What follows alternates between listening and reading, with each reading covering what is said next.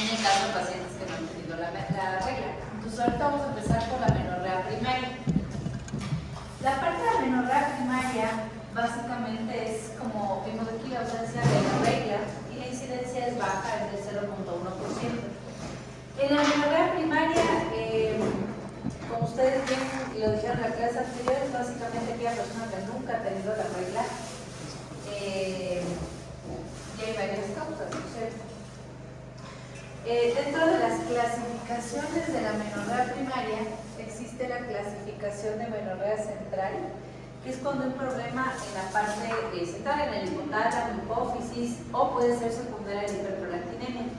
Hay amenorreas que pueden ser gonadales, que pueden ser ya fallos ováricos en sí, por ejemplo como el ovario poliquístico, y amenorreas genitales que pueden deberse a cambios o alteraciones estructurales que puedan hacer que la paciente no menstrue. ¿Cuál es el concepto de amenorrea? Cuando yo le digo a una paciente chiquita que nunca ha menstruado que ya está en amenorrea primaria, ¿a qué edad? No vamos a esperar hasta los 18, ¿no? A los 16.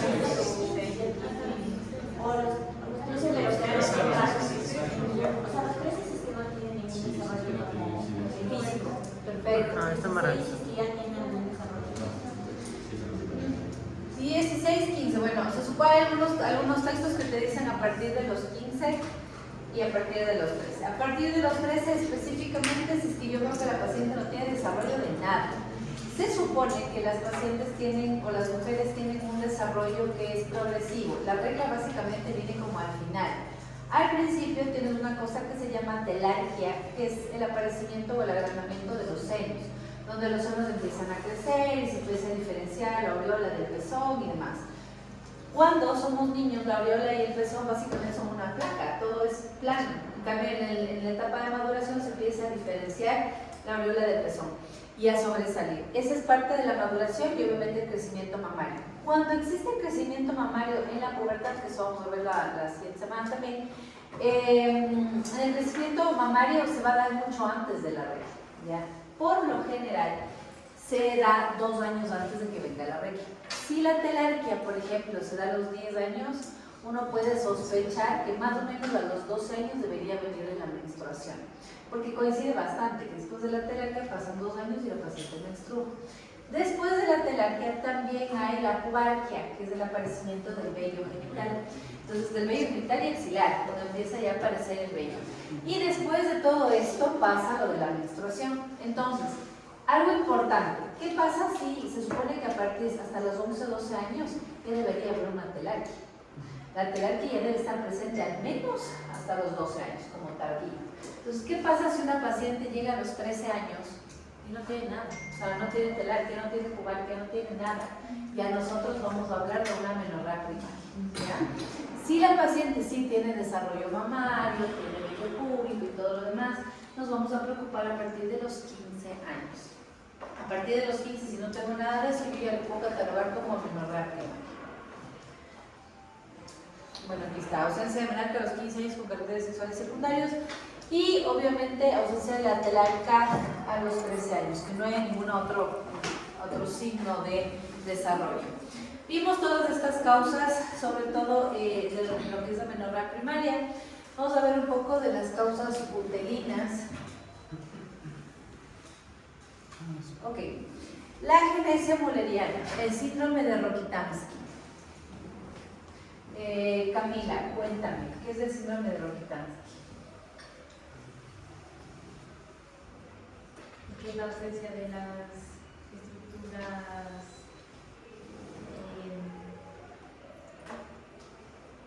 no tiene... Solo Camila, por favor. No tiene, hay ausencia del útero y de las estructuras, pero... ¿De qué estructura? Solo el útero. ¿Qué más? Carlos, sin leer, ¿qué es el síndrome de Rokitansky? El síndrome de Rokitansky es que hay ausencia de útero, o el útero no se desarrolla por los horarios y funciona. Ya, ¿y qué más? Y ya. Es la genesia, eso que dice ahí, la genesia mulleriana. No sé si ustedes se acuerdan de embriología o algo de embriología. se acuerden todo, pero en la parte de embriología hay una cosa que se llama básicamente todo lo que es el conducto de Müller. A partir del conducto de Müller salen algunas estructuras en donde está obviamente la parte del útero y el tercio superior de la vagina. Todo eso sale del conducto de Müller, solo el tercio superior de la vagina, el útero obviamente con las trompas. Lo que no sale del conducto de Müller son los ovarios. Entonces, al haber esa genesia, va a haber ovarios. Entonces, las pacientes, por ejemplo, con Rokitansky van a tener un desarrollo de características sexuales completamente normal. Tienen senos, van a tener esta pubarquia pelarquia, todo absolutamente normal. El lío es que no van a menstruar nunca. ¿Ya? En estas pacientes, ¿cómo creen ustedes que puede ser el abordaje de una paciente con síndrome de Rokitansky? Santiago, ¿cómo llegarías a ese diagnóstico? O sea, que es lo mismo que Mayer Rokitansky, ¿no? Ah, Ay, ¿cómo llegó el diagnóstico? de hecho, el síndrome es Hauser-Mayer Rokitansky, es la que sí. Pero Ah, dejémosle como Rokitansky, ¿sí? Ya, llegaría al diagnóstico principalmente porque como o sea, de lo que yo leí, se Porque supone de lo que que es te una- estoy contando, ¿cómo te darías cuenta que esa paciente tiene Rokitansky? porque tiene, exactamente, o sea, tiene los caracteres sexuales, tiene telarquia, pubarquia, pero cuando ya le hago un eco, voy a ver que no hay desarrollo del útero como tal, pero va a tener ovarios presentes. Ok, en la genesia mulleriana hay que tener cuidado porque uno siempre tiene que ver que haya desarrollo de caracteres sexuales secundarios y hay que hacer un examen genital. Si la paciente no ha tenido vida sexual y demás, hay que mandar a hacer un eco de una antes de hacer el examen genital porque puede pasar que pues, haya complicaciones en ver el largo del canal de la vagina. La ecografía te va a decir, tiene ovarios pero no hay útero, entonces ya está hecho el diagnóstico. ¿Ya? La ecografía aquí es una de las herramientas más útiles. El examen físico también se puede hacer y te puedes hacer sospechar de Rokitansky porque, por ejemplo, hay adolescentes que aún no han menstruado pero ya inician vida sexual. Y de esto he visto dos casos, ¿no? De Rokitansky. Una de las pacientes se dan cuenta que tienen esto porque han querido iniciar vida sexual y la penetración es casi imposible. Tiene una vagina de 3 centímetros, 4 centímetros, es una vagina súper corta. Entonces, inicialmente en una niña es difícil ver eso si no haces un eco porque aparentemente hay vagina y no estás midiendo la toda la vagina. Pero al tener relaciones sexuales, pues no se puede. Entonces, en estas pacientes, el abordaje, si es que no han tenido vida sexual, obviamente es el examen físico que se puede hacer, la parte para ver cómo está la parte del TANER, que es el desarrollo de las niñas y de los niños, y hacer una ecografía por la sospecha de este síndrome. El himen hiperforado, que es otra causa uterina, ¿qué síntomas o qué signos nos daría un himen hiperforado, Esteban? La función de sangrar, o sea, sangrado se quedaría como tal porque no puedes ¿Qué tendría la paciente? Cuéntame un poquito, ¿qué crees que síntomas o por qué vendría donde tiene una paciente con himen hiperforado? Esteban.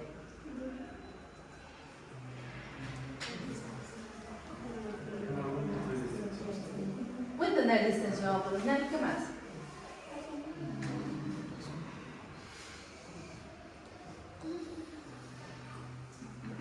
Y dolor, pues. Tienes guardado todo en el canal vaginal, debe ser doloroso y debe estar distendido. Y a veces la distensión es solo vaginal, pero puede haber una irradiación, por eso parece que la panza se hincha, no porque se quede la sangre en la panza, pero cuando la vagina se hincha o se distiende puede generar dolor irradiado. Ok. En la parte del himen hiperforado hay que tomar en cuenta otra cosa, que estos dolores, esta hinchazón sea cíclica. ¿Ya? Si la paciente dice sí, desde hace 2 meses, en cierta época del mes, me hincho y me doy horrible la panza, acuérdense que la cantidad de sangrado que botan en las reglas no es pues para hemorragia ni para que te descompensen. Entonces, esa cantidad, si no sale, hay peligro de infección o la otra de dolor. Pero, ¿cómo se van a dar cuenta? Porque tienen dolores cíclicos. Se me hincha y me duele un montón, pero cada vez al mes. ¿Ya? La otra, el síndrome de Moritz o feminización testicular. ¿Cuál es el síndrome? O sea, ¿por qué se causa el himen hiperforado? ¿Se debería romper con la regla? ¿No? Ok. No, anatómicamente hay una variedad impresionante de tipos de himen. Y ahí el tratamiento No todas las mujeres tienen el mismo himen. romperle el himen. Tienes que hacerle huequito al himen, porque si no, no puedes sacarlo. Hay tipos de himen. Hay himen perforado, hay un himen que es complaciente, que es un himen que es tan elástico que las pacientes parecen que fueran vírgenes toda su vida. Ante miles de relaciones sexuales de sí exactamente igual. Hay himenes que tienen un montón de huequitos, que es como lo más común, que es como muy perforado, que es como que la mayoría tiene así. Hay himenes tabicados, hay un montón de tipos. Pero la mayoría te dejan menstruar, porque tienes como salida. Lo único que te va a generar ese problema es el imperforado. Muy bien. Daniel, cuéntame, ¿qué es el síndrome de los moros? ¿Yo? Es cuando existen los testículos y producen niveles de testosterona altos. Y por este síndrome que no puede, los tejidos del cuerpo no pueden como absorber los andrógenos y por eso hay este antiandrogenismo. Antiandrogenismo, no. Androgenismo. Entonces, ¿esa paciente es hombre o mujer? Es Martín,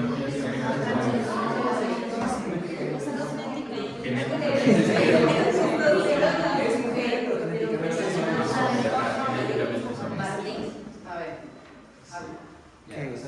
Se supone que es una insensibilidad, se supone que los cromosomas es genéticamente hombre, pero los testículos internos liberan una sustancia que se supone que no hace que se forme el útero ni las trompas, y por fuera se mujer, y que nos decía No se forma útero ni trompas, ya ves, porque es hombre. que no hay respuesta hacia la testosterona.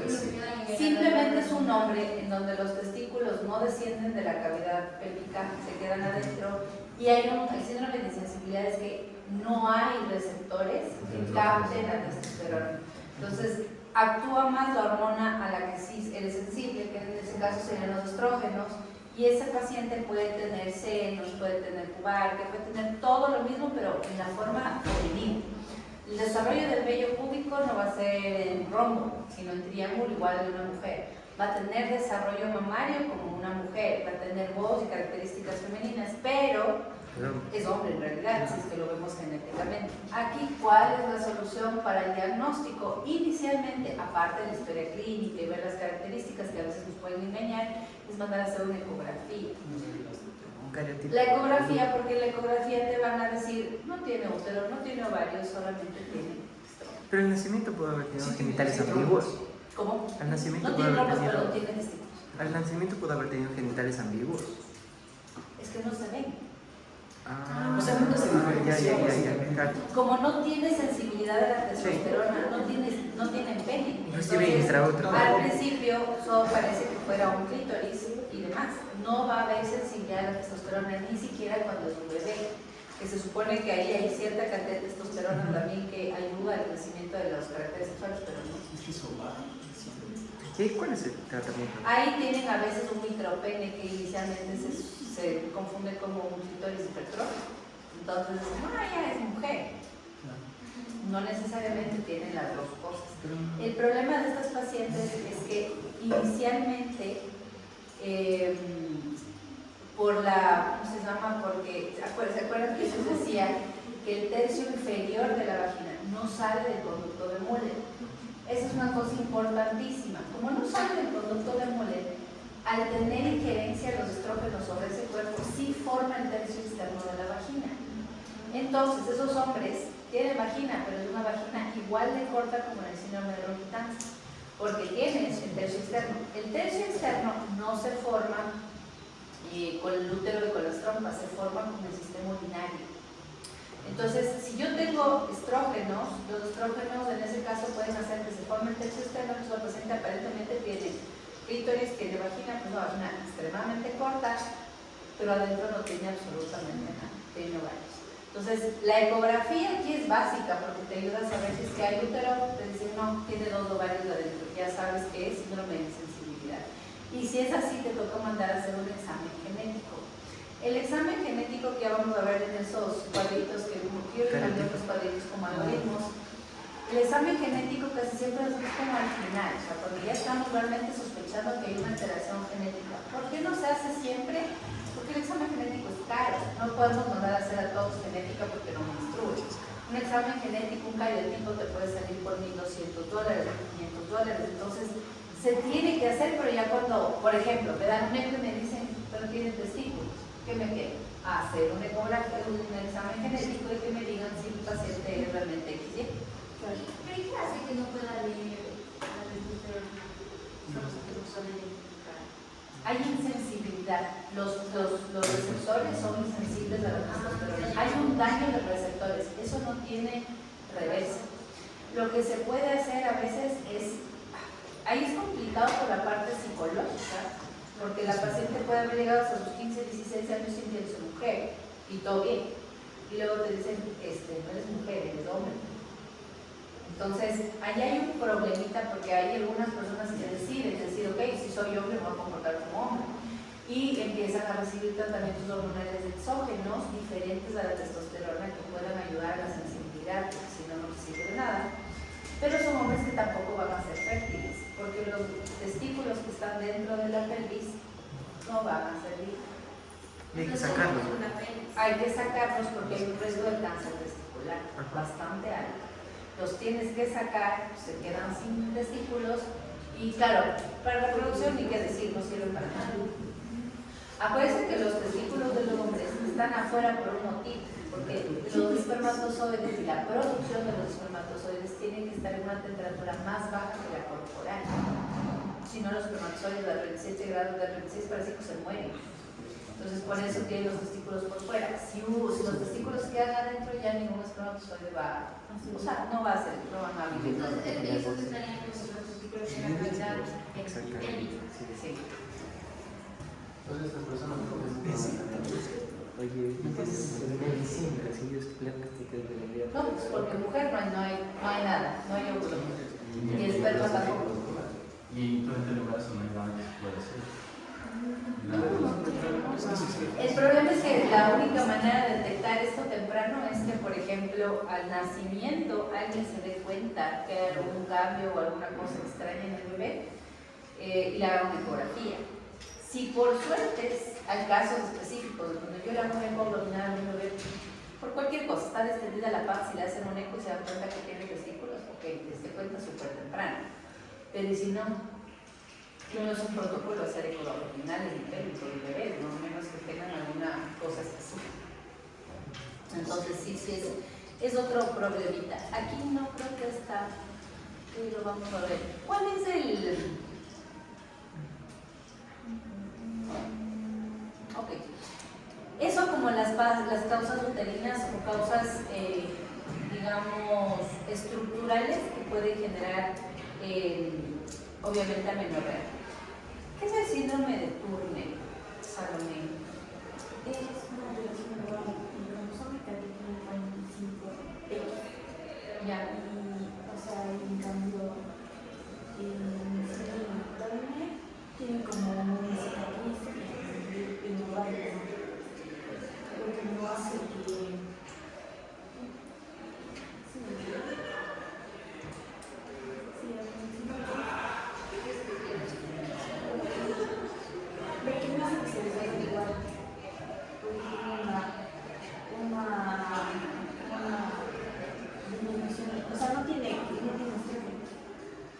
¿Tienes desarrollo de caracteres sexuales en el síndrome de Turner o no? No. Daniel, atrás. ¿Qué es el síndrome de Turner?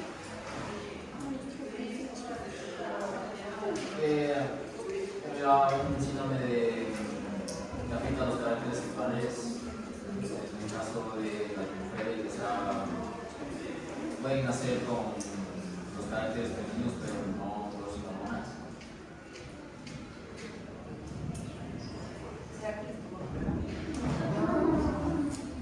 ¿Cuál es?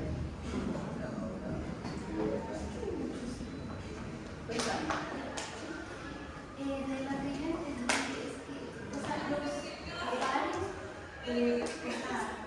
pasan por un proceso de apoptosis acelerada. Entonces, lo que hace es que, eso pasa antes va a traer como forrito. Es como una insuficiencia ovárica temprana, básicamente en el síndrome de Turner. Ellos tienen ovarios, pero digamos que no son tan funcionales y ahí se muerten los folículos bastante temprano. Es una falla persona, pero eso no es por medicación ni nada, es por problemas genéticos. ¿Cómo? O sea, pero es como una cicatriz de ovario. Básicamente. Pero si tienen producción hormonal exógena, ¿o cómo tienen De la grasa, por la grasa. Tienen como a mitad de ese puede tener pecho, pero no tan bien Joana, ¿cómo se ve una paciente con síndrome de Turner? Cuéntame.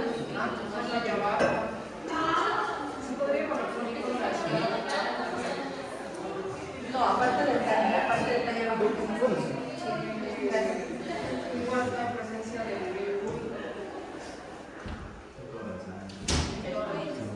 ¿Están seguros no hay vello público o sea vello Sí, sí, público? era el cuello también. Y el pliegue del cuello era. Tenía un rojo. Cuello ancho. ¿Ya? ¿Cómo?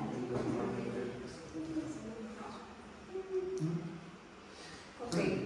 Una pregunta, entonces como no produce, o sea, no hay folículos, no se produce estrógeno y por ende no va a crecer el endometrio y por eso no hay menarquia. No hay menstruación. Es una menstruación. En el síndrome de Turner, no nos vamos a meter muy a profundidad con eso, pero creo que ahí es lo básico del examen físico. Cuando ustedes ven una paciente con síndrome de Turner, una paciente que no ha menstruado desde que es chiquita, que tiene el cuello muy ancho, que tiene tórax, Entonces, no, con pecto, ¿cómo es? Caribato, ¿no es? ¿cómo se llama? ¿Cómo es el tórax de una paciente con síndrome No es de el con pecto caribato. Ah, el escudo. Ajá. Más bien es como muy salido, es el escudo. Cuando veo un tórax en escudo, un cuello ancho, talla baja y me dicen no ha menstruado, creo que vamos por el camino de, ok, puede ser un síndrome de Turner. En estas pacientes de igual manera se manda a hacer ecografía y vamos a ver qué exámenes de sangre puedo mandar a hacer. ¿Cómo se llama? Y bueno, en ellos sí sería hacer un cariotipo porque necesitas saber si es que realmente es de 45X que tiene. Pero lo que refieres si produce estrógenos o no. No sé, díganme ustedes. No debería, no debería. Pero sí pareciera que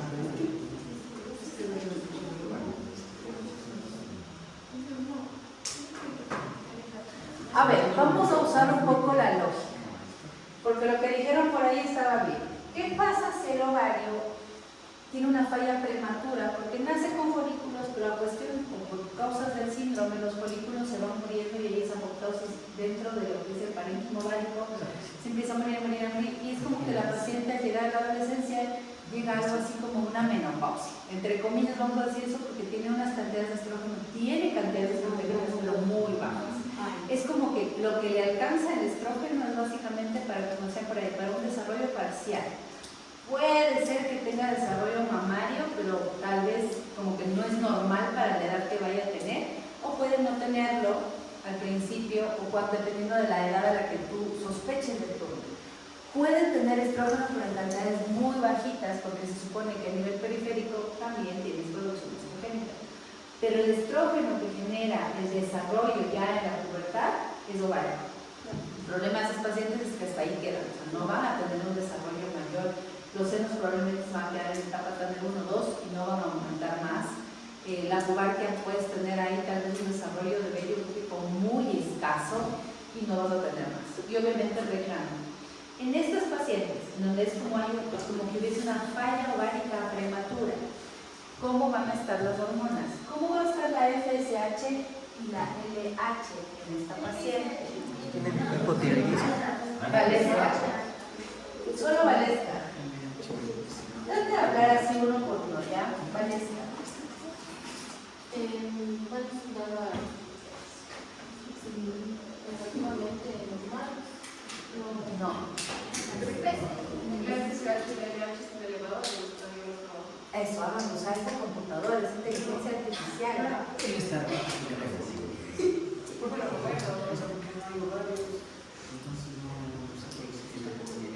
Ahí está el ciclo ovárico. Yo creo al revés, no. Podría ser porque se supone que en el eje central sí hay hormona generada de gonadotropina, sí hay los somas, sí hay las células gonadotropas en la hipófisis, entonces van a estar súper elevadas porque nunca hacen la función en el ciclo menstrual. Aquí no hay un feedback negativo, porque no tienes la No hay cantidad de inhibinas estrógenos. tampoco. Además, el problema es que no hay cantidades suficientes de inhibina, y la otra es que el 17 beta-estradiol que se debería producir en el ovario por parte de los folículos casi no hay, es una insuficiencia tenaz. Se supone que en la vida normal los estrógenos que salen del ovario van hacia la hipófisis y hacen un feedback negativo. Le dicen, ok, ya estamos en cantidad de 200, ya bajan la producción porque no necesitamos más. La LH y la FSH bajan. ¿Qué pasa cuando yo no tengo estrógenos? Básicamente no tengo. La hipófisis toma como, oye, tengo que trabajar el triple porque no estoy produciendo lo que necesitamos. Como no hay este feedback negativo, elevas muchísimo la cantidad. Es exagerada la cantidad de FSH y LH que hay en ellos. Entonces, otro método como para sospechar de insuficiencia ovárica o falla ovárica prematura es pedir LH y FSH. Lo mismo pedimos en menopausia. En menopausia, ¿qué va a pasar? Van a estar así, porque no tienes estrógenos. Entonces, de la LH y la FSH por encima de 30, tienes una falla ovárica. No sé si prematura, si ya está en la menopausia, o si la paciente estoy sospechando que tiene algún problema como este, por ejemplo. ¿Qué pasa en una niña que ha recibido quimioterapias por algún motivo, o radioterapias por algún motivo, y pues tiene una falla ovárica prematura, que es una posibilidad en gente chiquita? Van a encontrar exactamente lo mismo. Cuando el ovario no tiene folículos, se muere antes de hora, lo maté con la quimio, pasó algo, le sacaron los ovarios porque tuvo un cáncer epitelial o alguna cosa, esto es lo que van a encontrar. Siempre que no hay estrógenos, no hay feedback negativo y la hipófisis se aloca, empieza a lanzar un montón de leche y FSH como para compensar porque no se da cuenta que ya no hay una gónada a la cual estimular. En eso de la radioterapia, ¿eso también serían los adultos, no? ¿O Da lo mismo en cualquier persona. hay porque Solo que claro, si eres una paciente adulta y eres una menor primaria, va a ser secundaria A, pero es una falla ovárica. pero es por el daño de la glándula? Lo que pasa es que cuando tú das radioterapia o quimioterapia, a veces, sobre todo en las radios que van direccionadas a la parte técnica, acuérdense que eso trata de matar células cancerígenas, pero mata todas las células, o sea, no es, digamos que no discrimina, y las células ováricas se mueren. Entonces, lo que quedaba ahí de ovocitos primarios se echamos. Entonces, no hay posibilidad de que haya elección, crecimiento posterior, se mueren. Por eso, pacientes que se van a someter a eso, a veces se les pide, o si quieren tener bebés, se les saca óvulos antes de que se sometan al tratamiento de ese estilo. Ok, en las causas ováricas, el ovario poliquístico, que eso creo que está un poco claro, no sé, la parte del ovario poliquístico, ¿por qué te genera amenorrea? Porque habíamos visto que a nivel de esa teoría de las dos células y demás, va a haber mucho más generación de andrógenos que de estrógenos. Entonces, los andrógenos realmente no es que estén muy implicados en la parte del ciclo menstrual. Lo que van a hacer es que tengas piel grasa, acné, que tengan ¿cómo se llama? Hirsutismo, y obviamente en ese caso no vamos a tener unas menstruaciones normales. Hay producción estrogénica, pero es muy baja, no es lo que debería existir. Entonces, como hay más andrógenos, hay todos estos cambios y pueden haber ciclos menstruales irregulares o periodos de amenorrea, que es una de las características del ovario poliquístico, sumado a la parte de la resistencia a la insulina, que es el mayor de los problemas de menstruación. ¿Y por qué hay el aumento solo de los andrógenos? Porque hay un daño en la conversión de los andrógenos en la célula de la granulosa por medio de la aromatasa. Y eso ya es por la resistencia a la insulina. Sí, Ay. pero es que la insulina libre aparentemente daña el funcionamiento de la aromatasa a nivel de la granulosa. Entonces por ahí se mete en la parte ovárica, porque ahora ya sabemos que es un problema más endocrinológico que por ahí como que afecta al ovario. Antes decían que el ovario afecta al cuerpo, pero ahora dicen que es al revés. Ok, vamos a ver las causas hipotálamo-hipofisarias, que sería el hipogonadismo hipogonadotrófico. que es la pérdida de peso. ¿Qué es el hipogonadismo hipogonadotrófico? Emily. O sea, que no vamos a tener un buen desarrollo de la parte o sea, de las hormonas y No hay un buen desarrollo hormonal. O sea, se quedan chiquitas. O sea que si tú tienes, yo qué sé, 30 años y pierdes muchísimo peso, tú ya eres flaquita, pero pierdes muchísimo peso más, te quedas sin regla, ¿tus ovarios se atrofian? No, pero lo que decía es que, por ejemplo, en la pérdida de peso, no, o sea, como ya no tenemos una buena producción de hormonas, lo que hace es que se deja, o sea, deja de reproducirse todo el ciclo ovárico y en sí se va atrofiando porque como ya no se produce, es como, o sea, es como que en una menopausia. Quítale la parte de atrofia, no se atrofian las gonadas, pero no hay una producción normal. ¿Qué quiere decir hipogonadismo y hipogonadotrófico? Que las hormonas están bajas, ¿ya? Tanto las hormonas producidas por la hipófisis como las hormonas del ovario están bajas. Entonces, básicamente esto sucede cuando hay pérdida de peso o el ejercicio intenso, como decíamos, que una de las causas principales es la elevación del cortisol, que a veces bloquea ya en la parte alta la formación de, por ejemplo, de LH y FSH, y si baja la producción de eso a nivel ovárico, pues obviamente va a bajar porque son los que estimulan las células de la granulosa y de la piel. El ejercicio intenso también va por ahí, además de que si matas muchísimo lo que decíamos ayer, la masa grasa, y tienes más masa magra, también tenemos menos sustrato que era el colesterol para la formación hormonal. Retraso constitucional, que finalmente se da por desnutrición, que básicamente va por ahí igual. La desnutrición es una la desnutrición es un estrés crónico que genera procesos oxidativos y obviamente también genera aumento de cortisol. La hiperprolactinemia, que también es otro problema, el hipopituitarismo, craneofaringiomas, gliomas, que serían tumores que a veces pueden alterar la producción de hormonas como la LH y la FSH. ¿Ya? Si es que estos que están ahí alteran la producción, pueden generar problemas a nivel ovárico. Como dice ahí, raro en un adolescente, pero bueno, puede estar presente. Dentro de las causas sistémicas, enfermedades crónicas de larga evolución, diabetes, cardiopatías, enfermedades intestinales que también pueden estar alteradas por aquí, y alteraciones endocrinológicas, patologías tiroideas o síndrome de Cushing. ¿Cómo es que la tiroides genera problemas aquí? Con la TSH. A la ¿verdad? Dime, ¿por qué el hipotiroidismo me puede generar problemas? No es por lo que el TDAH comienza un ¿TDAH? No, TSH. Ah. El TSH empieza a estimular a la prolactina y comienza a haber una hiperprolactinemia, y esto hace que se inhiba la liberación de la prolactina. Eso quiere decir que todos los que tienen hipotiroidismo tienen hiperprolactinemia. A ver, ¿por qué el hipotiroidismo puede dar amenorrea? Lo que pasa es que en el hipotiroidismo existe un feedback negativo también, bueno, positivo en este caso. Como la T3 y la T4 no están activas, no le dicen a la TRH que tiene que disminuir la TSH. Y ese aumento de la TSH tratando de compensar el hipotiroidismo se asemeja mucho a la misma hormona que es la prolactina. Entonces, como se asemeja a la prolactina, disminuye la secreción de gonadotropina. Y al mismo eso. Muy bien. Es básicamente porque se parecen, no porque necesariamente eleve la prolactina.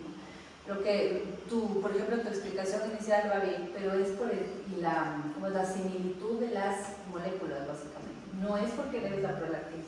Porque si no, todos los que tienen hipotiroidismo tenían hiperprolactinemia, todos tendrían tal vez galactorrea, y no es cierto, no es un síntoma o signo del hipotiroidismo. El hipertiroidismo también puede generar problemas porque en exceso también puede haber otro tipo de bloqueos, en cambio, por haber demasiada poca generación de hormonas. Pero el hipertiroidismo también actúa a veces como una enfermedad autoinmune, generalmente. Entonces también puede generar alteraciones menstruales, pero vamos a dejar que el más común es el hipotiroidismo. Entonces, hasta aquí, una paciente que tenga menorrea primaria, nosotros vamos a hacer varios exámenes de sangre, ya vamos a ver cuáles después, pero en ellas, en la menorrea primaria, siempre hay que hacer un muy buen examen físico y verificar la parte de cromosómica, si es que es necesario y no hemos llegado a un diagnóstico total. El examen físico en estas pacientes es súper importante porque arriba, donde dice causas uterinas o himen imperforado, pueden haber otras alteraciones anatómicas. No solamente puede estar el himen imperforado. ¿Qué otra cosa puede también alterar a que la paciente no menstrue? ¿Qué otra cosa puede haber por ahí como alteración estructural que diga que no menstrue? Puede ser que haya nacido pero ese ya. con un endometrio que nunca se endurece, o sea que tenga una especie de agenesia endometrial. Y eso se daría por fallo ovárica prematura. O sea, no sé. Si el óvulo o el ovario no produce folículos y no hay estrógeno ni progesterona, van a tener atrofiado el endometrio. No, otra cosa, algo estructural. Que la trompa no pueda comunicarse bien, o sea, como una especie de torsión de la trompa o algo así. ¿Y qué tiene que ver la trompa con la relación? Digo, se va a necrosar, se va a dañar el... Se daña la trompa. ¿Por qué vas a dejar de menstruar porque la trompa se tuerce? ¿Qué otra cosa? Inventes en algo anatómico que pueda bloquear la salida de la regla. Sí, un tumor. Ya dije un tumor. Podría haber un tumor más.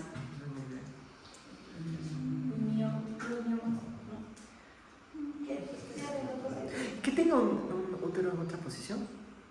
No. Pueden tener un útero retroverso, reverso, central, todos tienen que menstruar.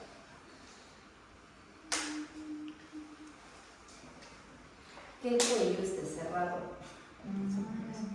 No solamente la vagina, a veces no creo que en la anatomía hay que acordarnos de una cosa. Ustedes tienen este, que es el canal vaginal, y aquí vamos a tener el cervix. Y aquí vamos a tener la salida del canal vaginal, que sería la vulva.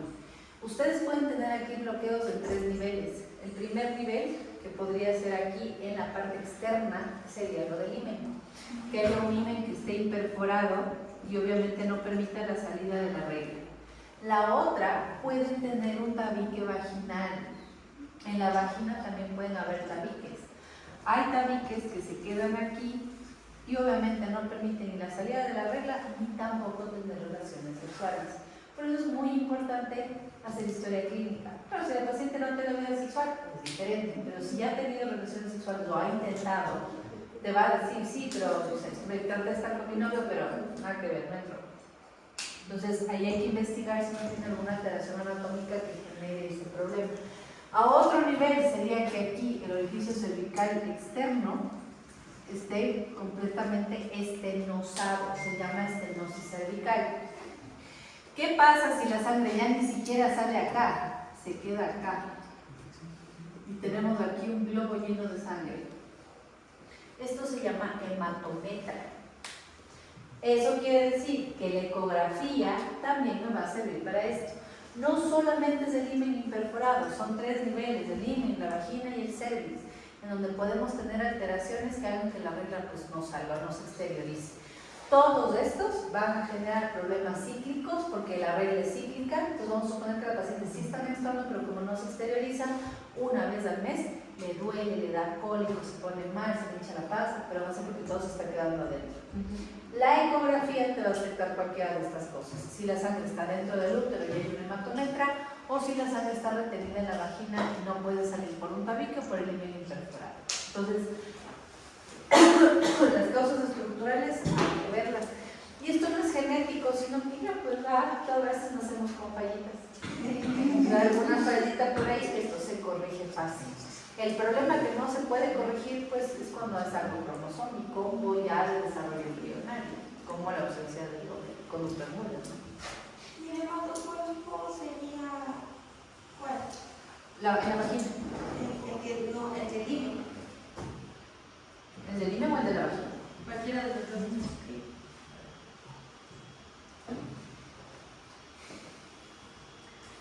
Ok, entonces, dentro de la evaluación de la menorrea primaria, parte importante, hacer la evaluación dental. Esto nos va a servir un montón para decir, ah, ya, sí, no, sí tiene desarrollo, tiene pubalgia, tiene telarquia. Digamos que cuando pasa eso, yo voy descartando un poco que sea algo complicado, como por ejemplo, digamos un síndrome de Turner, porque ellos no tienen un desarrollo normal para la edad. Eso sí, tienen un desarrollo muy, muy por detrás de lo que deberían tener para la edad normal. Entonces, en el estadio 1 tienen un pecho infantil y no hay nada de vello púbico, como saben, el pecho es completamente plano y es como la areola y el pezón con una sola cosa.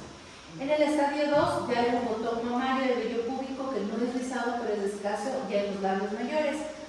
El aumento y elevación del pecho, de la areola, que es como que se empiezan a diferenciar. El vello ya está rizado, hay vasto oscuro en la parte del pubis.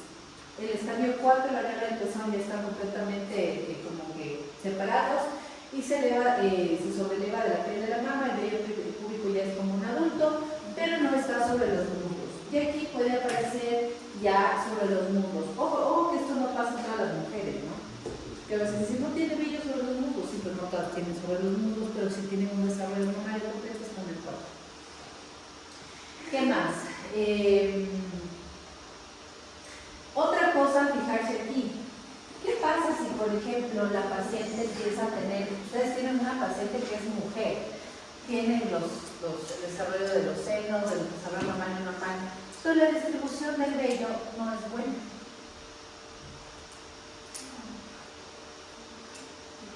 ¿No podemos pensar en ovario poliquístico primero? Podrías pensar en ovario poliquístico. ¿Qué pasa si la distribución no es un triángulo, sino en rombo como los hombres? Podrías pensar en ovario poliquístico temprano. Ok, Martín, cuéntame. ¿Qué encontrarías al examen físico que te llame la atención y que te pueda ayudar a guiarte en un síndrome de sensibilidad a los hormonas? Ya decimos que son hombres, pero parecen a las mujeres.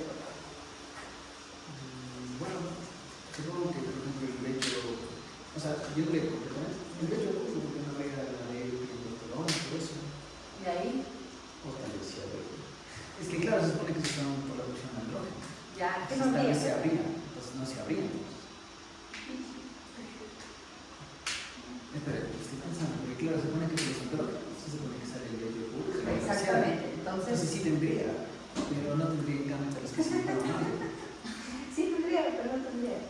No, sí tendría eso. Sí tendría. No, sí tendría, creo. Pero no tendría, por ejemplo, el crecimiento mamario. ¿Por qué?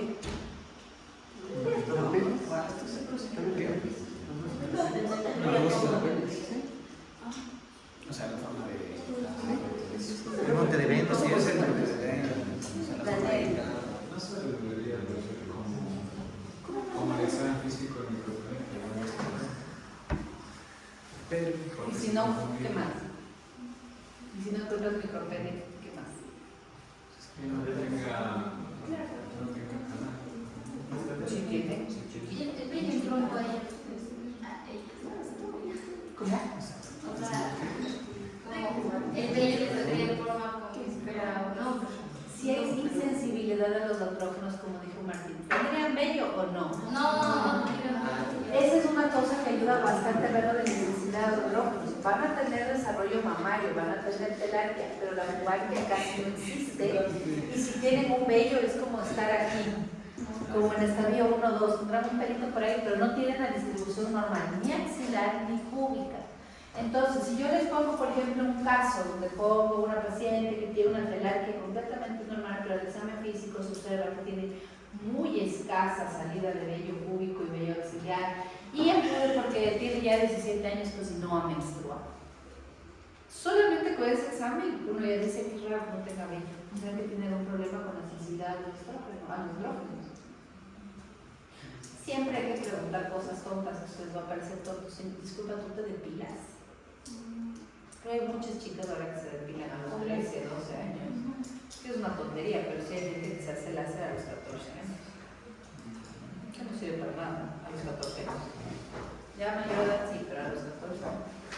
Pero sí pasa, se hace enlace a los 14 y tú dices, no tiene vello, ya, es hombre. No puedes decir eso. Hay que hacer una buena historia clínica y si sospecho porque no hay vello, ¿qué mando a hacer primero? Una ecografía para que veas si es que hay útero, ovarios o si hay testículos. Y una pregunta, no sé si es una bruta, pero si la insensibilidad de los andrógenos es lo que causa que no tengan vello, yo entiendo el vello es porque hay cierta sensibilidad a los andrógenos.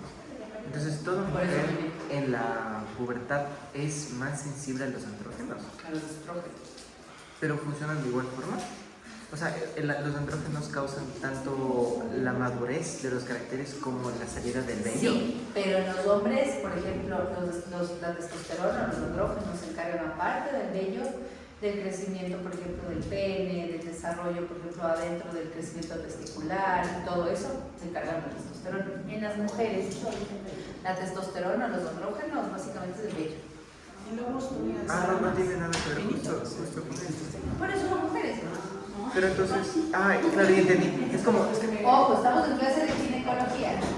Es la menorrea, es una mujer que no menstrua. O sea, ustedes la van a ver y van a decir, no estamos hablando de transgéneros, ¿no? Ojo. O sea, ya lo que ustedes vean después de la gente que se cambia de sexo es otra cosa. Estamos hablando de gente que viene a tu consulta porque no menstrua, pero son mujeres. Estamos en clase de gineco. Entonces viene una perfecta mujer con voz delgadita, con su cabello largo, con senos bien formados, es una mujer, pero no tiene vello.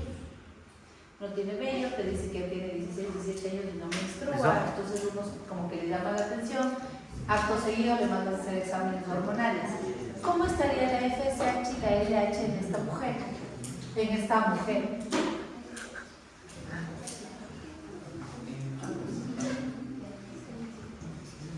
pregunta. Estarían normales, porque se supone que esa paciente sí tiene pero tiene un buen estímulo estrogénico, al menos con lo que le alcanza, con lo que genera a nivel de la grasa. Porque en los hombres se suprimen, ¿no? ¿Cómo? Es importante el peso, que no tenga desnutriciones. También, es que cuando te viene una mujer con amenorrea, tienes que investigar todo.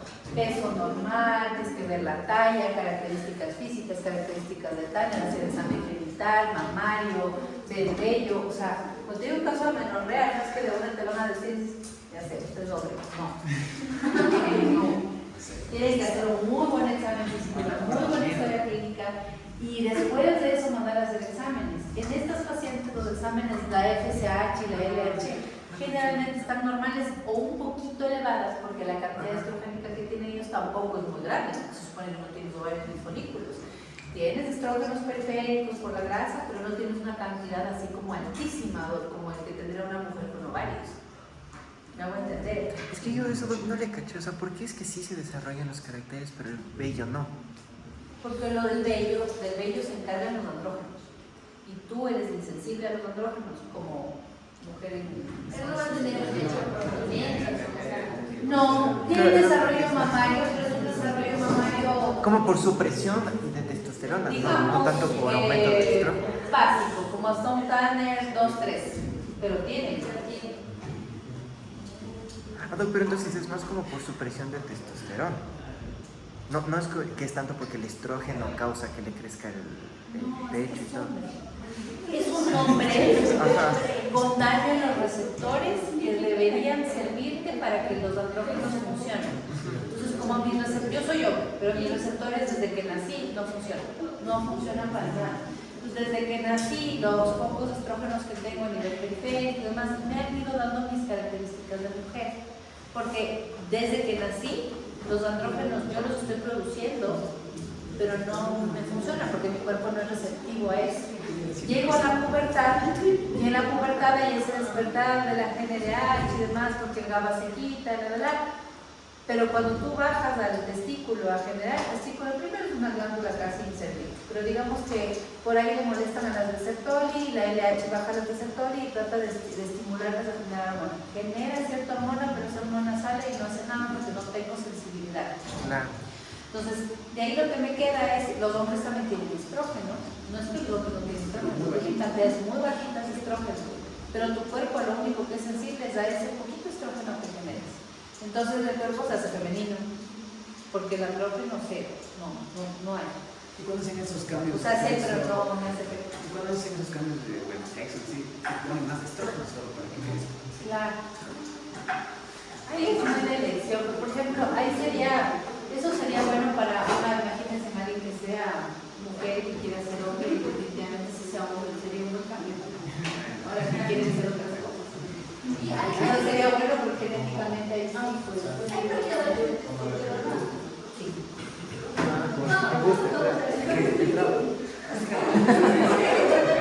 un hombre que quiere hacerse mujer usa bloqueadores de testosterona y de estrógeno. ¿Cómo? Sí, hay manera de disminuir la... Pero nosotros puedes dar un antiandrogénico o puedes dar una molécula que es una ayuda que para los órganos y hace resultados para disminuir el acné. Solo tengo varios porque siempre le digo Sí, a eso me estaba chingando. Bueno, entonces aquí tienen más o menos una media en donde pueden ver, por ejemplo, cuando empieza la telarquía. La mayor cantidad de gente tiene la telarquía entre los 10 y los 12 años, aunque sí hay gente que empieza antes. Lastimosamente, digo lastimosamente porque el desarrollo puede estancarse más rápido, es que la menarquia se ha hecho más temprana. Aquí en el país no es un promedio aún, pero ya ahorita estamos en promedio como 10 años, y hay gente que a los 9 ya menstrua. El lío de la menstruación tan temprana es que el crecimiento es menor, las mujeres quedan más pequeñas, los cartílagos de crecimiento se cierran antes, entonces es un problema. Además que tienes una exposición mayor a estrógenos por más años. Si empiezas a menstruar a los 9 y dejas de menstruar a los 55, imagínense cuántos años tienes de exposición estrogénica, hay más riesgo de cáncer a posterior. Entonces, no es tan bueno menstruar tan temprano, ¿no? Entonces, ahí está.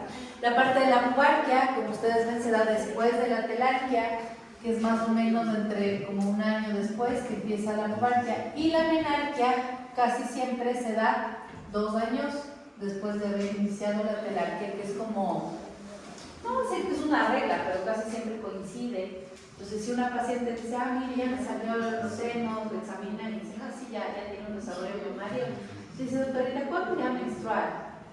2 años. Más o menos de 2 años. Te van a decir, wow, qué mago, 100 años de estrógeno. Eso de que se regularice completamente después de 5 años. En el paper decía algo así. Se regulariza después. Completamente. Verás, el primer año de la menstruación es como el primer año más complicado, porque en el primer año el eje no ha terminado de madurar. Entonces, claro, el eje empieza a funcionar y por eso tú empiezas a menstruar, pero no es que estás completamente maduro. Entonces, en el primer año las pacientes tienen ciclos de amenorrea, tienen a veces 2 meses sin menstruar, luego 3 meses no, tienen cólicos, hacen pedazos, les ves los ovarios tienen ovario poliquístico, pero no es realmente un ovario poliquístico, sino es un ovario que no funciona correctamente, porque en el primer año el eje está en plena maduración. Se supone que después del primer año ya los ciclos deben irse regularizando y tienes que tomar ya un patrón. Después del primer año se supone que ya adaptas un patrón, pero sí hay textos que te dicen que te puedes tener variaciones menstruales hasta 5 años después del aparecimiento de la regla que se pueden considerar normales. ¿Por qué se dice eso? Porque si tú le ves a una paciente que menstruó hace 1 año o menos y te dice, ay doctora, me estoy menstruando un mes y 3 no, le van a dar medicación para el ovario poliquístico sin necesariamente ser ovario poliquístico. Entonces a veces hay como exceso de tratamientos hormonales de gente de 13, 14 años. Entonces ahí lastimosamente toca así como que tienes cólico, mira, hay INES, hay que controlar con otro tipo de medicación, ver que se regule la regla, no hay que lanzarse a la droga anticonceptiva a los 13 años, porque es mucho para gente tan chiquita. Ya si es muy necesario, pues, pero al principio, el primer año no se hace nada. Y después tienes que esperar casi siempre la recomendación es 5 años a ver cómo mismo termina tu regla.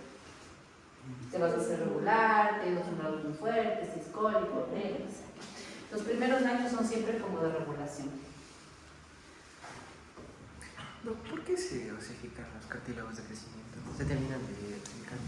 Porque se supone que parte del, ¿cómo se llama?, de la maduración cerebral, la maduración del eje, es que tú tienes hasta cierto tiempo el aumento de la hormona de crecimiento. En las mujeres la hormona de crecimiento, bueno, las mujeres entonces, la hormona de crecimiento, aparte de hacerte crecer, te ayuda a madurar ciertos ejes. En esta parte del eje se supone que termina de madurar hasta 3 años después de haber iniciado la regla, la menstruación. Por eso dice 3 a 5. Entonces, si yo menstruo a los 12 años y se supone que voy a esperar 5 años hasta los 17, va a haber como los picos máximos de maduración. Después de los 17 el crecimiento Pero ya claro, se o sea, hay el síntoma, el signo de lo que usted nos dijo que se van a quedar chiquitas, no es porque la culpa fue de que haya menstruado antes, sino que hormonalmente es como que terminó su maduración muy temprano. Sí. Ah, o sea, la manera que Si solo es que, por ejemplo, menstrua a los 9 años, son 4 años más. A los 13 años se supone que ya tu crecimiento está al tope. Pero hasta el desarrollo neurológico y todo también No, solo eso es hasta los 14. normal. Ah, Eso ya, es ya. normal. Eso es normal. Pero en cuestiones de en cuestiones de talla y demás se complica mucho porque los cartílagos de crecimiento tienen que ver con los picos de la hormona de crecimiento y se pueden cerrar antes, las chicas quedan más pequeñas. Por eso cuando, por ejemplo, digamos venga una paciente que tiene un desarrollo mamario, una telarquia a los 7 años, ¿qué haría? Tengo una niña de 7 años con telarquia. Dice, esta niña va a menstruar a los 9. Por ejemplo, ahí lo que se hace es bloquear la pubertad. Se les bloquea, a veces les das GAO. Les bloqueas por lo menos hasta los 10, 11 años y dices, ok, le quito tu medicación y ahí sí te listo. Le doy GAO. Y no de habla de esto de que, o sea, bueno, los desarrollos, la obesidad y la resistencia a la niña aumentaba como que la recurrencia de que su milagro sea temprano. El sobrepeso, claro. El sobrepeso, el uso de químicos, el uso de perfumes, el uso de maquillaje, muy temprano puede acelerar los procesos de maduración. Algunos endocrinólogos les dicen eso como disruptores hormonales, que hacen que las hormonas como que empiecen a actuar antes de lo que deberían. Entonces ahora le echan a culpa un montón de cosas. No hay evidencia, por ejemplo, que un perfume que le eche a un bebé haga que ese bebé tenga la pubertad nueva.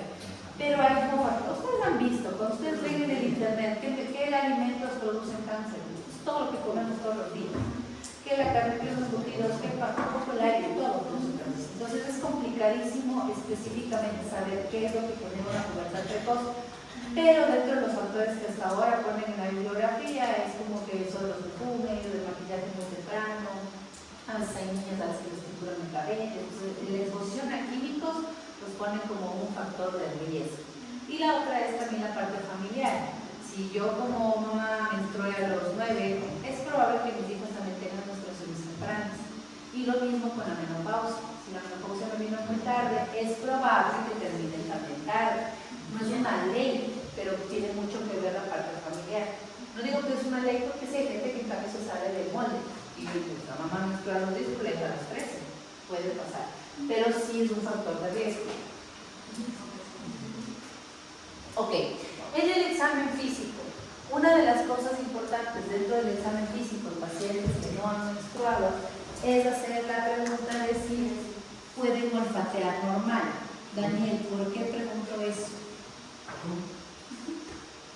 Y si no me respondes, te quito el teléfono. Pero ya me dan una chateada, pero máximo. Cuéntame qué es eso de que no huelan. ¿Por qué voy a preguntar a la paciente si huele bien? ¿Qué tiene que ver eso con que me diga que no menstrua?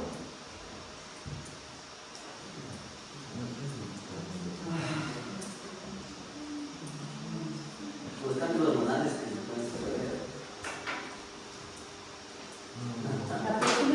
De acá de la sin computadoras, no van a ver el fútbol en mis clases, no están leyendo otras cosas, ni quiero verlos chatear. estamos viendo el fútbol otra vez. No me di cuenta. Yo estaba viendo con Justin el partido de atrás. Yo decía, ¿a qué hora gritan gol? Y los mandos acá. Por suerte tienen autocontrol, estaban callados, así como, sí, doctora, sí, sí. No sé si era a mí o al partido que estaba, sí, no sé.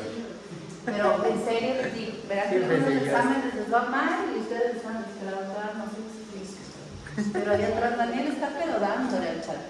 Ok, ¿por qué? Tal vez con las hormonas, como ya sabes, nos hace que estemos Nada, más claro, que es el síndrome de calma. Y si les mandé a leer, es un síndrome de calma. ¿Te acuerdas Solo que de factor ambiental. Eso y las tablets. sí, es por la quispetina? ¿El qué? Sí, es porque hay una comunicación desde que, o sea, desde el nacimiento. Justin, ¿qué es el síndrome de calma? Bueno,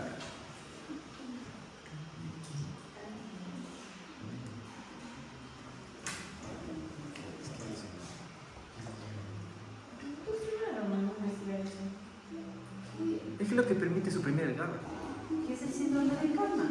Usan sus tablets, ahorita sí usen. Cuando la neurona se encarga de producir la hormona, cuando la dopamina y los nervios olfatorios no logran migrar correctamente hacia el cerebro. Muy bien.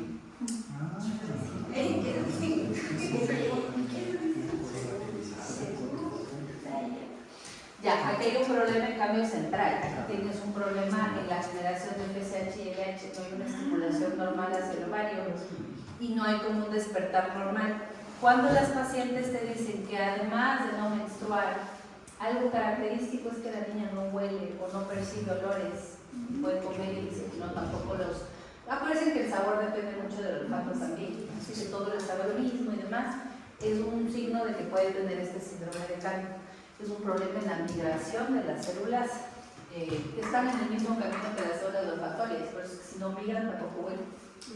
Si no migran esas células neuronales que me generan GNRH, GNRH, básicamente no voy a tener a las hormonas que están más abajo en nivel hipofisario, pero esto es importante, ¿ya? ¿Qué más? Bueno, si ustedes ven una malformación. es un problema porque no suele ser muy reversible, no es que tenga tratamiento, es un problema en la migración celular. Lo que puedes hacer ahí es dar tratamientos exógenos del GNRH para que haya producción hipofisaria de LH y FSH. Así se puede GNRH externa. Si ya mi hipotálamo no funciona bien, pues le ayudamos. Entonces eso sí se puede revertir con medicación, pero es de tratamiento continuo, porque tú ya no tienes hormonas células generadoras de eso. La otra, ¿qué otras cosas se fijan en el examen físico? Aparte de ver el TAN, la parte genital, si huele, si ven estrías rojas. ¿De qué fue que salen estrías así rojas? Cushing. Y la parte del cuello, la caltosidemia, resistencia a la insulina o ovario poliquístico. También son cosas que uno tiene que ver. El Cushing, aparte de ver las estrías rojas, acuérdense que a veces a la gente se le hacen unas como jorobitas de atrás, como que parecen como de búfalo, unas jorobas detrás. Pues hay que ver todo este tipo de cosas y es que nosotros sospechamos de algo así. Dentro de los exámenes, ustedes van a pedir siempre FSH, LH, prolactina, tiroides, andrógenos, van a pedir todo esto, ¿no es cierto? Y vamos a ir captando en qué casos yo voy a encontrar LH y FSH altas, en qué caso voy a encontrar bajas. Por ejemplo, en el caso del síndrome de calma, ¿cómo van a estar? Aquí sí. No hay GNRH, no hay estimulación, voy a tener una FSH y una LH extremadamente bajas. El cariotipo, en el caso de hipogonadismo hipergonadotrófico y la amenorrea y de amenorrea primaria con caracteres sexuales secundarios con útero ausente. Es buena idea porque acuérdense que el útero ausente en el síndrome de Rokitansky ustedes van a tener un cariotipo normal porque es una mujer, pero desde insensibilidad a los andrógenos no va a encontrar útero, pero es hombre. Entonces el cariotipo suele ser importante, sobre todo si se encuentran testículos adultos. Si es que es Rokitansky y tiene ovarios, ¿para qué le van a hacer cariotipo? Igual va a salir que es mujer. La ecografía, que básicamente es parte de la evaluación inicial, y la ecografía les va a dar muchísima información. Radiografía de mano y muñeca para determinación de edad ósea y hipogonadismo hipogonadotrófico. Eso digamos que no es como una ley, pero puede ser útil en el caso de pacientes que realmente tengan muy bajas la FSH y la LH, que tengan falla ovárica primaria o, perdón, precoz. Se suele hacer la X de mano para ver si es que no va a haber problemas con esto de los cierres del crecimiento de los cartílagos y, o la edad ósea puede estar alterada ahí. La resonancia magnética con contraste PET es el caso de hipogonadismo hipogonadotrófico o de cerebro en caso de hipogonadismo hipogonadotrófico. ¿Qué pasa aquí? Cuando ustedes tienen un problema de tumores cerebrales, como vimos, ¿no es cierto? Gliomas, incluso prolactinomas, que a veces generan demasiada prolactina, bloquean la regla, ustedes tienen que hacer una resonancia magnética para descubrir si hay tumores o no. Y la tomografía con protocolo adrenal según sospecha diagnóstica.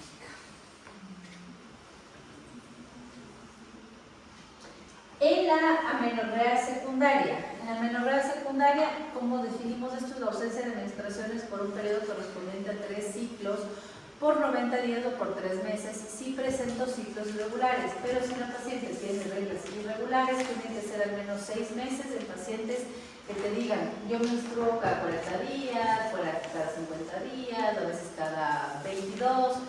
Tengo que contar por lo menos 6 meses en pacientes con irregularidad menstrual. En pacientes que son súper regulares, solo 3 meses. Si esto pasa, ya tenemos una amenorrea secundaria. Dentro de las causas de amenorrea secundaria, tenemos el síndrome de Asherman, que es el síndrome de Asherman. Es Daniel de atrás. Y ya después se habla. Bueno, ¿por qué no les toca? Pero no puedo. No. Y les pregunto, ¿todo amenorrea secundaria? No. ¿Qué es todo complejo? Hay un montón de causas. ¿Qué es el síndrome de Asherman? A ver, el síndrome de Asherman. Sin inventarte, pero no sabes México, no. A ver, de lo que me acuerdo, algo del síndrome de Asherman, ya que se podría causar también por el peso de los ligados, sin estoy mal. Ah, muy bien. Ajá, ya entonces cuando se crea tejido fibroso en el útero o en este caso en el cervix, no deja de saber, me imagino. Bueno, se te sirvió la imaginación. Sí, no, me acordé. Es que le sí había oído. Es que él se inventa full cosas y a veces les resulta, pero ahorita creo que de algún lado te acordás. Claro, El síndrome de Asherman es un síndrome de adherencias o sinequias uterinas. El síndrome de Asherman generalmente viene después de una historia clínica previa donde hay manipulación uterina o se llaman como intervenciones uterinas. Por ejemplo, pacientes que hayan tenido un aborto y como dijo Ángel, le hayan hecho legrados, puede generar eso como cicatrices dentro del útero, que son las sinequias, y eso puede hacer que no se vuelva a formar endometrio normal, solamente como un tejido cicatrizante, y el endometrio no se forma más. El síndrome de Asherman generalmente es una iatrogenia. Cuando tú haces un legrado, el legrado se hace, sí, se saca como que esa parte de la residua, pero si raspas la capa nasal, ya no hay formación de nuevo endometrio. Y si raspas la capa nasal, lo que va a pasar es que hay una formación como de tejido cicatrizante. Entonces, si la paciente ha tenido legrado, le han sacado aparentemente miomas, pólipos, cualquier intervención intrauterina, y después de eso te dicen, no volví a menstruar más, sospechen de un síndrome de Asherman. ¿Infecciones también por educación? Sí, por ejemplo, como que, ¿qué infección crees tú que pueda generar en sinequias intrauterinas síndrome de Asherman?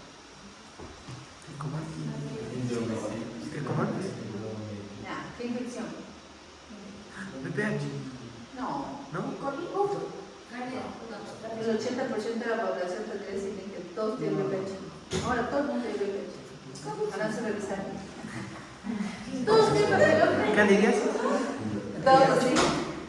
Chicos, no hay más de 300 tipos de papiloma y la vacuna solo cubre 9. Así que háganse la idea de un día va a tener papiloma.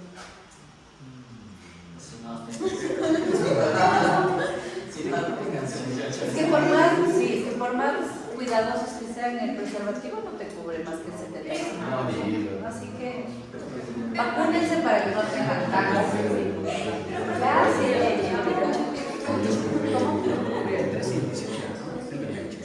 pero eso no genera silicosis. ¿Qué más? ¿Qué infección, Martín? Piensa.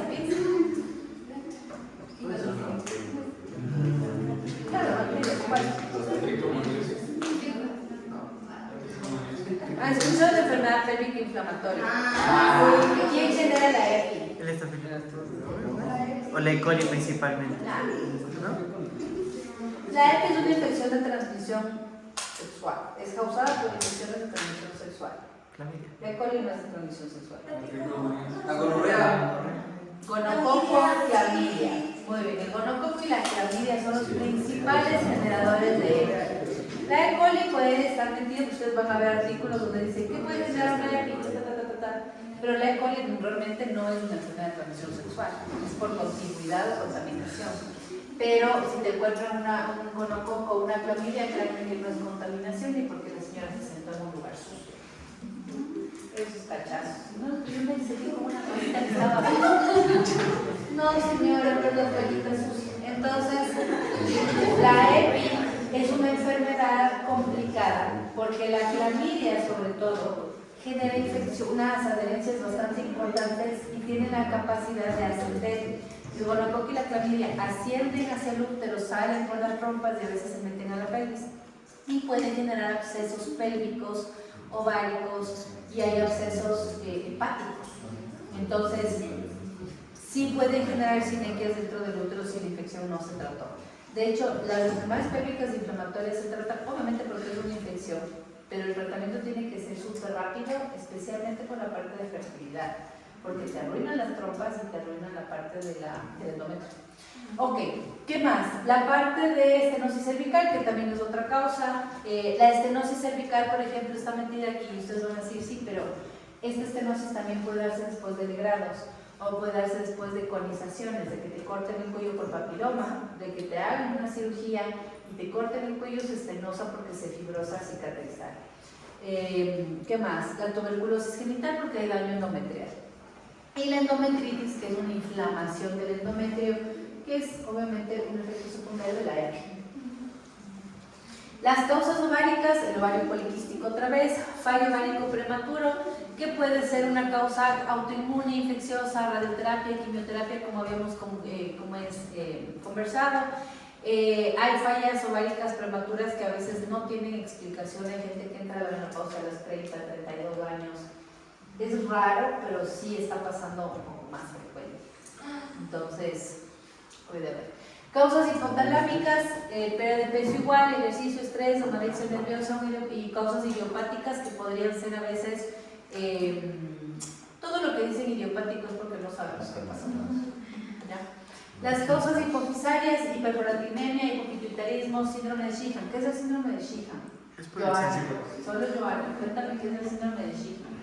Yo sí me doy cuenta que ganas le ponen a mi clase, ¿verdad? Eso sí les dije porque está en el cuadrito. Tal vez el de Calma no, eso estaba en el cuadro, pero en el artículo. Es de Muller. Solo que no le dicen Calma. Ese es Muller. No. ¿Qué es el síndrome de Sheehan, Joana? Es una necrosis, la necrosis de la hipófisis anterior. Bueno, se da la necrosis.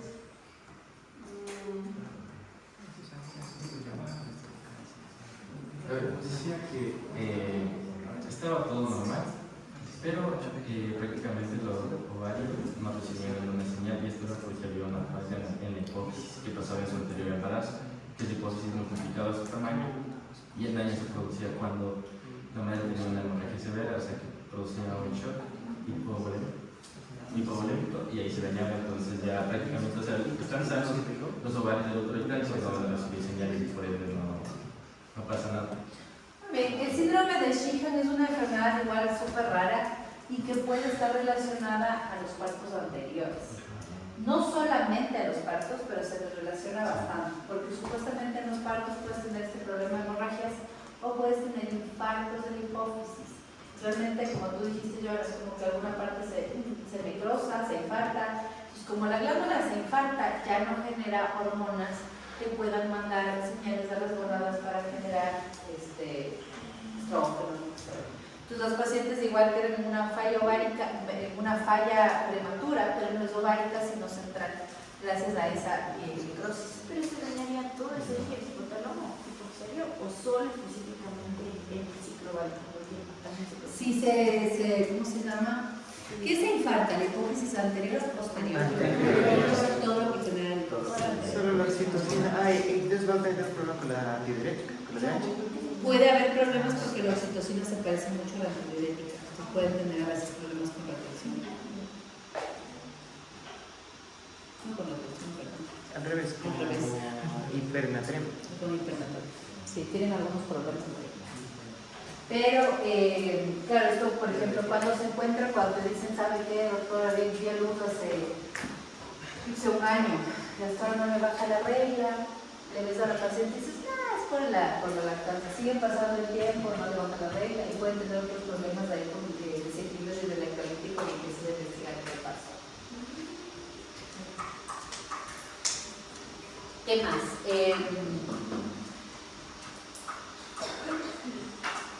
El craniofaringioma, radioterapia, lesiones craneales, bueno, causas sistémicas, diabetes, el lupus. Las enfermedades autoinmunes también pueden a veces generar problemas con respecto al ciclo ovárico, porque a veces pueden atacar a las células del ovario, también pueden haber estas apoptosis separadas. Hay enfermedades autoinmunes que pueden ser bastante tenaces, por ejemplo el lupus, cuando está en etapas iniciales, no genera tanto ese problema, pero cuando ya no está controlado o está en etapas muy severas o ya avanzadas, puede generar daño del estroma ovárico y daño folicular. Entonces las pacientes con lupus a veces pueden tener como menopausias prematuras. ¿Qué más? Trastornos endócrinos, bueno, eso es lo mismo. El Cushing y la tiroides dan lo mismo. Y las drogas que están abajo que hacen bloqueos centrales, estos sí hacen bloqueos centrales. Como la cocaína, opiáceos, fármacos, psicotrópicos, progesterona o análogos de la GnRH. Aquí en progesterona y análogos de la GnRH vamos a meter todos los anticonceptivos que pueden generar amenorrea. La progesterona, ¿por qué me va a generar amenorrea? Porque va a cerrar el cervix. Cuéntame, ¿por qué la progesterona? El tuyo no vendrá, o tienes suerte, no participas. Cuéntame. Brigitte. Ahora me va a cortar. Brigitte, cuéntame, ¿por qué la progesterona me va a dejar en amenorrea?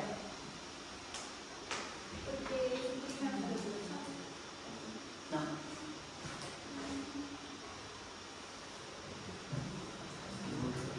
La progesterona como tal, estoy hablando de un progestágeno, pero la progesterona como tal. Progestágeno es lo que tenemos en los anticonceptivos.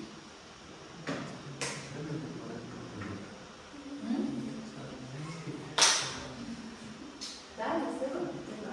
A veces las ideas funcionan así o no, Daniel. Sí. A veces le atinamos. No, eso no puede ser porque el cuerpo piensa como que ya se embarazó y por eso no baja el endometrio. No se embarazó, pero ¿qué pasa con el endometrio? Tiene grasa. Muy bien, sale grasa.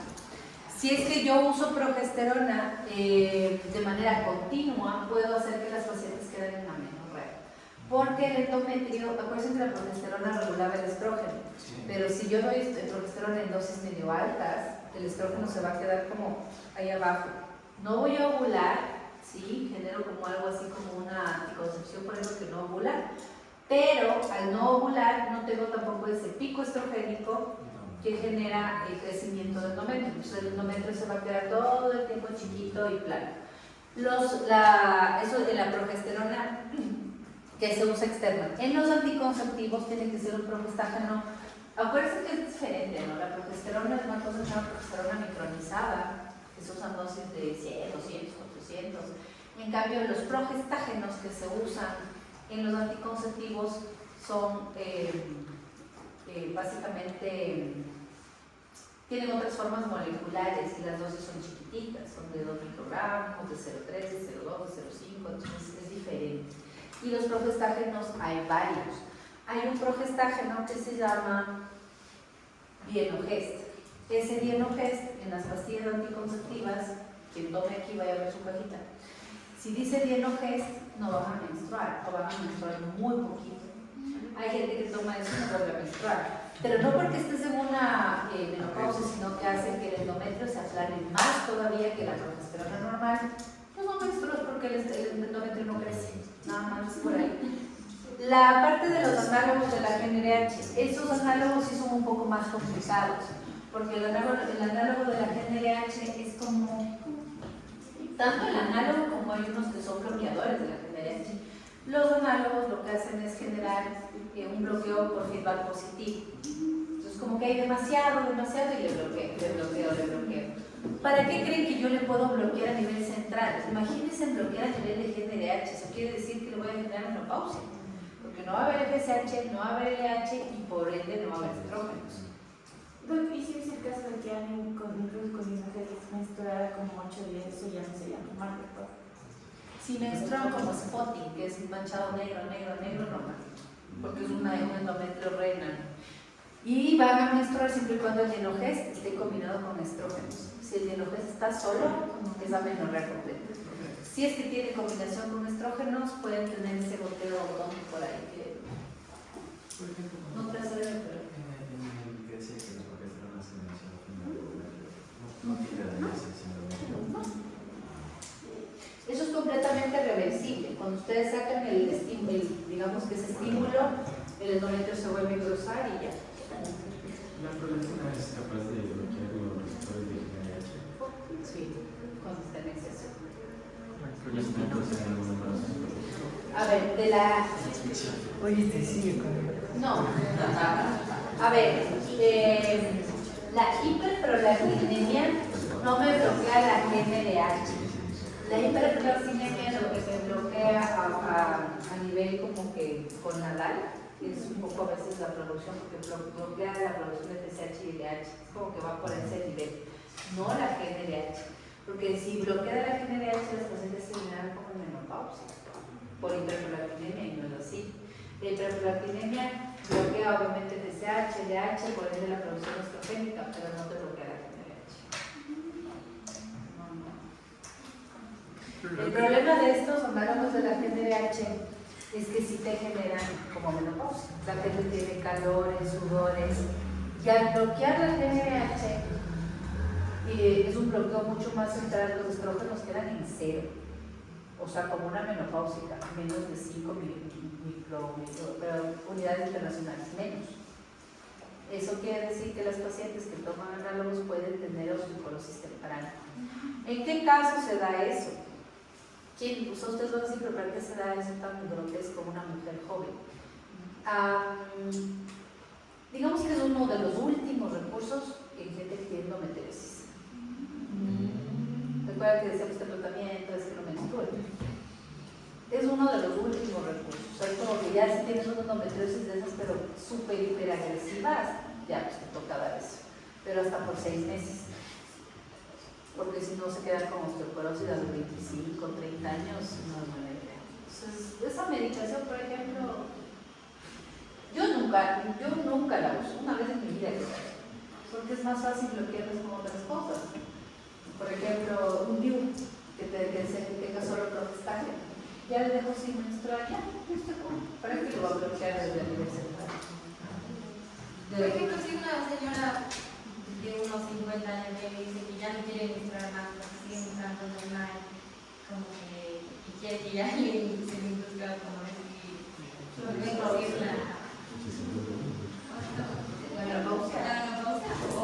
¿Y por qué quisieran? A ver, puedes inducirle la menopausia con un análogo, por ejemplo, pero no es muy responsable.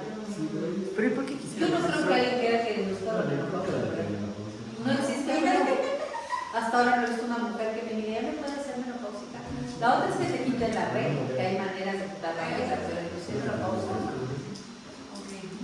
Los algoritmos aquí van un poco como que la parte de la historia clínica, las determinaciones hormonales que ustedes vieron, ¿no es cierto? En el caso de menorrea secundaria, la primera cosa que tenemos que hacer es un examen para ver si no está embarazada. Básico. En las niñas, a ver, cuando ustedes ven a menorrea en primaria, no está la beta-HCG como una opción de, ok, no menstruo, vamos a pedir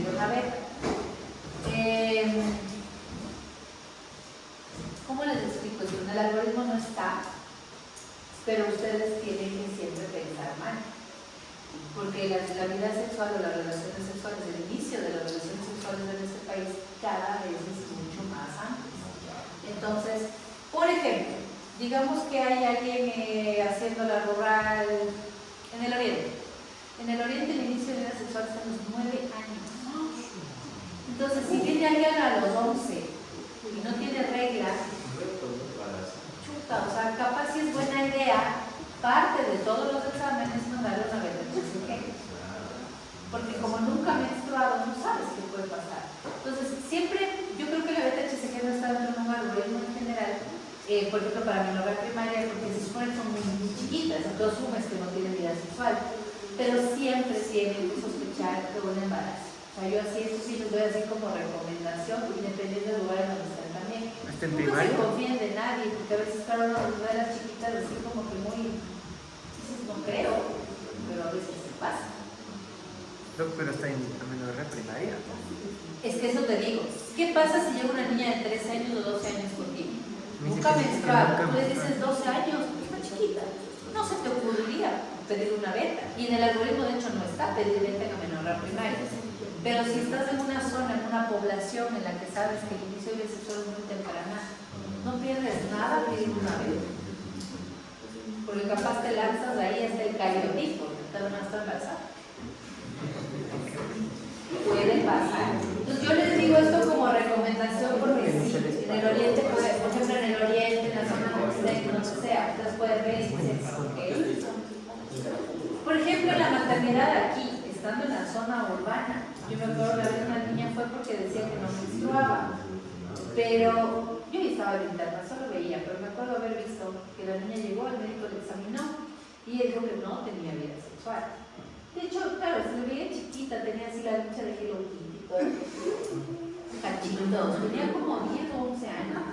Entonces llegó, le hicieron todos los exámenes y el doctor mal pensado dijo, bueno, pero vamos a pedirle una beta. Y le cayó el rollo, no sé, 11 años o una cosa así. Está embarazada. Tenía 4 semanas, tenía un taquito ahí.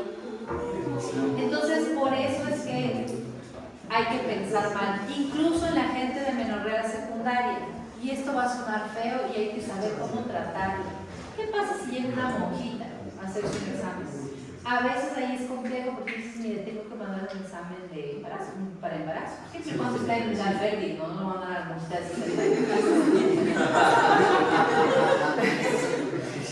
Pero digamos que la paciente es joven y bueno, siempre se hace beta y ustedes tienen que explicar, no importa a qué nos dediquemos, religiones y demás, es parte de un protocolo y así ustedes se libran de cualquier cosa. Disculpen, pero es parte de un protocolo. Siempre deben hacer, nunca se confíen de la gente, de nadie, porque a veces sí, pues están embarazadas, ustedes ya le están metiendo ciencia y pues es más fácil de lo que parece.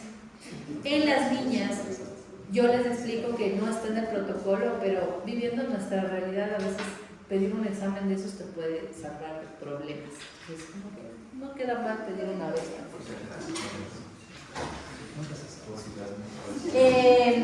Bueno, ver también lo de la parte de amenorrea secundaria, ver TSH o la parte de tiroides. En una paciente con amenorrea primaria y secundaria, que ustedes le vean, lo básico que van a pedir es prueba de embarazo, tiroides y prolactina. Con eso ustedes ya están hechos, ya saben que si por ahí va la cosa, ya le pueden mandar el diagnóstico a cualquier otra persona. Estas son las 3 cosas más importantes o que primero se alteran. Aparte de eso, obviamente pueden hacer una ecografía después para ver que no hay algún quiste o alguna cosa más. Aquí se ve esto para ver insuficiencia ovárica. Pueden pedir también LH, FSH, pueden pedir estrógenos. En el caso que sospecharan de que la paciente está entrando en menopausia o que tiene insuficiencia ovárica prematura. ¿Ya? Estas cosas básicamente son las más importantes que pueden hacer. Y aparte pueden hacer una ecografía y verificar qué es lo que está pasando con la paciente. En el caso de ovario poliquístico les va a salir si tiene ovario poliquístico ecográfico y dependiendo a cómo les salga la LH y la FSH van a saber si es algún problema central, si no es un problema central. La prolactina, por ejemplo, si les da una prolactina en 100 cuando lo normal es hasta 20, capaz es buena idea mandarle a hacer una resonancia, o sea, que tiene un tumor, un hiperplatinoma, una cosa. Básico, ustedes, FSH, LH, van a pedir beta, tiroides y prolactina. Es una amenorrea secundaria. Muy bien. Listo, chicos. Gracias, Doc.